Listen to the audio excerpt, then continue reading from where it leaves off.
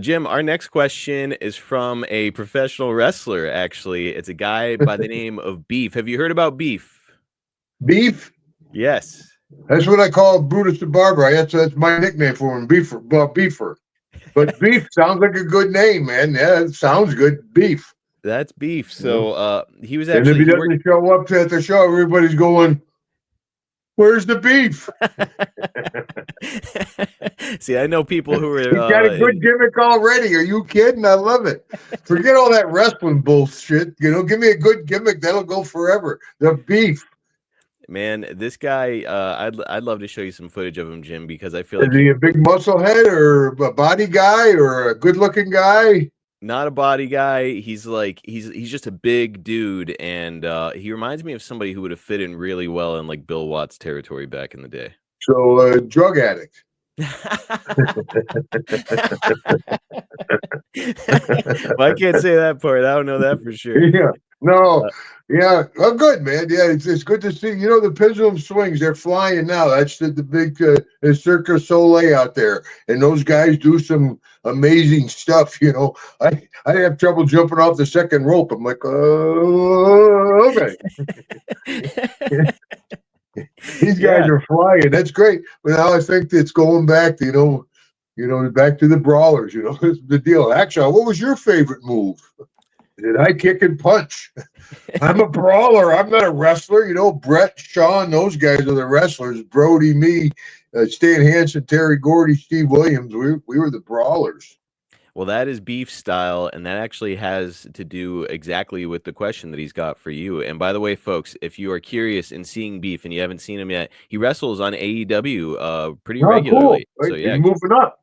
yeah, go out of your way to check him out. Love the guy. I got to meet him here at a Pittsburgh show and a wrestling show here in Pittsburgh. He actually came up to me and he was like, "Hey, I love your shows," and I was like, "Oh wow, cool." So like we exchanged information and Compared as many times as you got slapped when people come up to you. Yeah, I see your show. I've got a heat with a couple people. Yeah. Well, you do Jake's show, right? Yeah, that's where all the heat comes from, man. Oh no, I'm babyface the hell out of it. Hi. Yeah, you're the one who keeps me babyface. Yeah. But tell me the beefer. What's his question? Yeah, here we go from Beef. He says, I've been studying a lot of great brawlers, Terry Funk, Stan Hansen, Brody, Dick Slater, Jerry Lawler, Terry Gordy, Dusty, etc. What's the secret to a great brawl? I love when the brawls include a good amount of wrestling. I'm just trying to find the sweet spot for my style. Well, I love the lineup there, but I don't know how Jerry Lawler got into the heck group, man. Yeah, not really a He brawler. got Stan Hansen and Brody. I worked with those guys. I've had easier street fights and lost. Holy shit. Stan's one of my good friends, very good friends. And of course, Brody was kind of my mentor. So both those guys were super. The main thing, if you're going to be a big brawler, be believable. That's the deal. You don't want to go out there. I think when the Big Show, the Giant, when he first started, he wanted to show he was a great athlete and he could do all this flying around and all. Which he is a great athlete, but you're a giant. Boom, boom, boom. When you hit somebody, you hit them. If you're going to be a big brawler, be a big brawler. Move furniture. I always loved that, man. I throw stuff all the time. Just make sure you throw it in the ring and not towards the crowd. But I told you once I threw a chair in the ring, the ref wasn't paying attention. Poof. He went down like a sniper got him. But yeah, move stuff around. Be a bull in the china shop, brother. Now you named, what a super lineup. But Jerry the King, I don't know if he fits into one of the maybe the Mount Rushmore type debate with Jerry, but as a brawler. Yeah, he had great working punches, but I wouldn't really call him a brawler, I guess. No, but hey, shit. So Jim, whenever you say make it believable, would you recommend that Beef or anybody else in wrestling who's looking to be a brawler work a little bit snug? Yeah, you want to. Yeah, if you're going to err on the plus side. Mm-hmm. You don't want to mess up them, but you don't want to hurt your guy. It's not like we talked before. The guy's not your opponent; he's your partner. So, you want to hit him like that, but he sells like that. Yeah. It's not how you actually hit him, it's how he sells it. So hopefully have a good rapport, excuse me, with your partner. Now, if you're out there and you're popping him and he's like, oh, then you might want to lay one in. Remind him he's in a match. Hey, brother. Yeah, welcome back to reality. It's all BS. You're not really that tough. You're not the real champion of the world. There you go, Beef. That's some Yeah, good some advice. guy, Magnum. I love Magnum, man. Magnum TA. But when he first became champion, he's like, I'm the champion. Like, sit down. Shit. Steve Williams is like, I haven't had lunch. I was going to say, he'd eat him alive. Yeah, Doc was a stud. But Magnum's a great guy, good friend. By the way, folks, and Beef for that matter, you've got to see Jim Duggan's work. I noticed that he wasn't on that list. I assume that you've already been watching him if you're writing into Ask Jim. But dude, your brawling stuff was great. We just saw. Go to that Hacksaw Duggan highlights, brother. That's got my early stuff where I was really, I was stomping long before Shawn Michaels. He kind of stole my stomp, but you can't say nothing. I'm sure I stole it from somebody. Somebody was sure stomping before me, but I used to hold on to the ropes, and I was. People, poor Mr. Wrestling number 2, he had to look at me wrestling. He's like, oh, shit, Duggan. he hated wrestling. I'm going to we'll wrestle it. I told you, I'm working. We hit that white hood. I hit him. I'm working. Boom, I hit him in a white hood. Man, I'm working. His little red dot gets bigger and bigger. Pretty soon, the whole white mask is red, blood red, Sorry, too.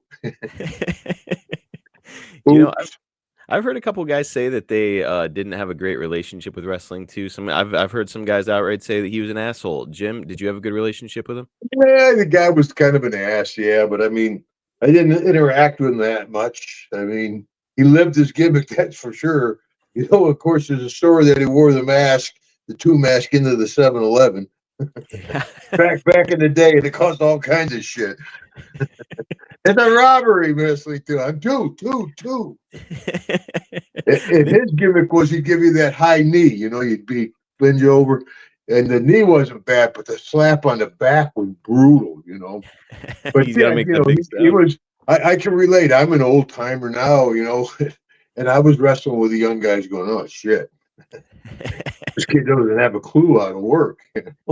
That's I was doing the indie shows. I'd be out doing the indies at 60 plus years old, and the kid came up to me, 22 years old, 6'5", 300 pounds. Mr. Duggan, are we on TV tonight? I'd be like, I hope not, kid. No, try to relax out there. It's a big crowd. What, 200-300 people? Oh my gosh. Where's my 2x4? Go for the backdrop. Easy as that, right? Now, Jim, nowadays a lot of the kids, and we'll get back into these questions soon. I just find this stuff really fascinating. Nowadays, a lot of the young guys in wrestling, they want to go over the whole match, just like Savage back in the day, where they did one bell to the next. Jim, when a kid would come up to you and want to start going over things in the match, are you just like, hey, just listen to me out there in the ring, or how would you handle it? Yes, especially as an old timer, I would say, yeah, we'd go over stuff.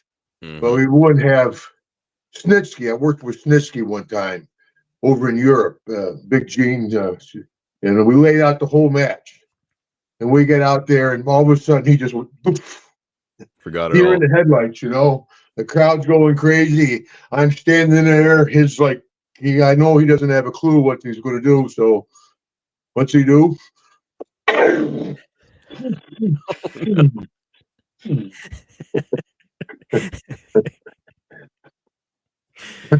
I'm like, the building just collapsed. Holy shit. Yeah, just, so people react in different ways. I didn't like to call the whole match, even with Macho. And I think Macho tolerated me, because I was, 280 pounds and I didn't really give a shit. You didn't have to listen to him. Yeah, Macho. I mean, he never played the office card or nothing, but Yeah, and plus I had a great relationship with Much. But no, if it works for guys, some guy, and now that seems to be the way because you got to have 1, 2, 3. You're facing this camera, 4, 5, 6. You're facing that camera. So maybe on the indie circuit, it's good to learn to follow a script. I told you I went back years ago in the WWE, and the kid comes up and goes, "Mr. Duggan, here's your script for your interview, or your verbiage for your interview." And I said, "My verbiage for my interview?" I said, "How's some punk kid going to tell Hacksaw Jim Duggan how to cut his interview?" And they're like, "Well, this is what we want you to say." I'm like, "Well, send me my check. What the hell?"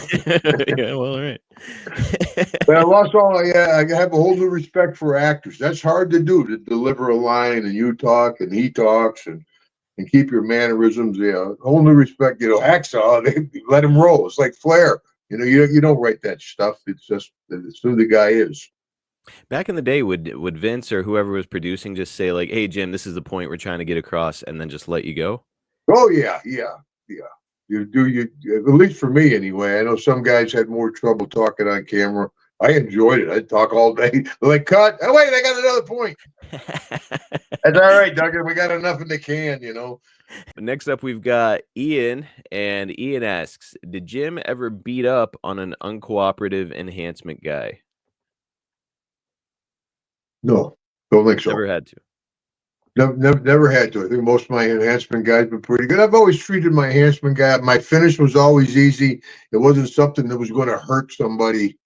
It wasn't coming off the top rope and a double twist and a karate chop, guillotine, cut your head off. It's a running clothesline instead of a regular clothesline that come out of a 3-point stance, which gives me a whole lot more velocity. If you look at the angle I take and everything, boom! When I come out of that 3-point stance, baby. So it's not like I wasn't hurting nobody. And I can't think of anybody that gave me a hard time in the ring. And I can't understand why they would.